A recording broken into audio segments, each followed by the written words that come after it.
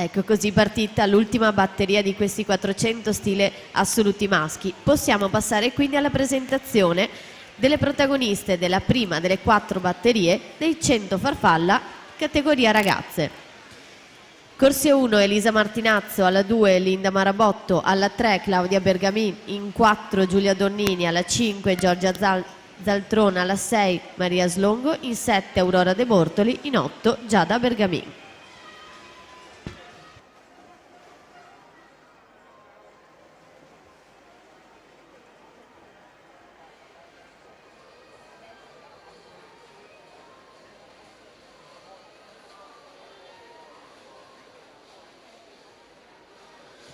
Esordio nella manifestazione anche per Nicola Roberto in corsia numero 5 per il CN Le Bandie, specialista delle gare dei 400, 800 e 1500 in piscina, e anche lui più volte ha preso parte a competizioni in open water, convocato nazionale giovanile. È stato quarto quest'anno ai campionati assoluti di vasca corta a Riccione nei 1500.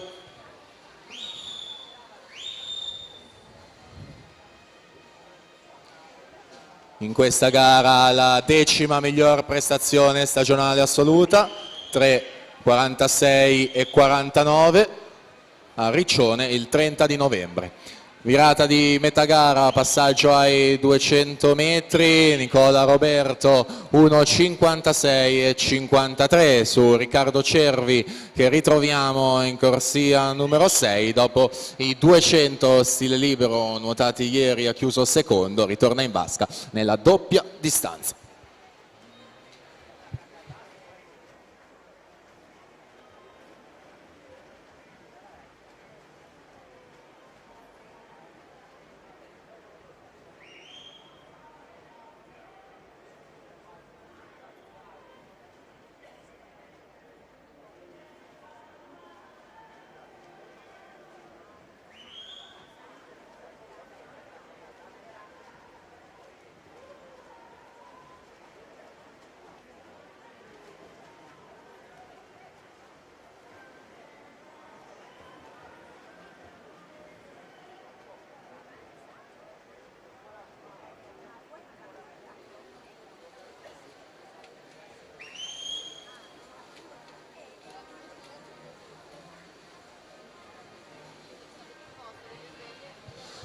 Ancora Nicola Roberto là davanti, atleta classe 99, quindi ultimo anno di categorie giovanili, cadetto secondo anno.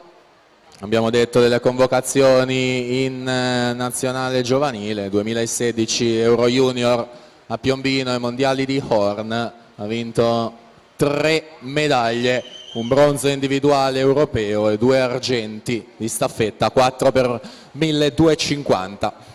Gara che ormai è entrata nel programma del fondo internazionale al posto di quello che prima era il team event, quindi Nicola Roberto in vantaggio, vediamo con quale tempo andrà a completare, dove si posiziona nella classifica, chiude in 3:56 e 37, quindi è secondo alle spalle di Mattia Zuin.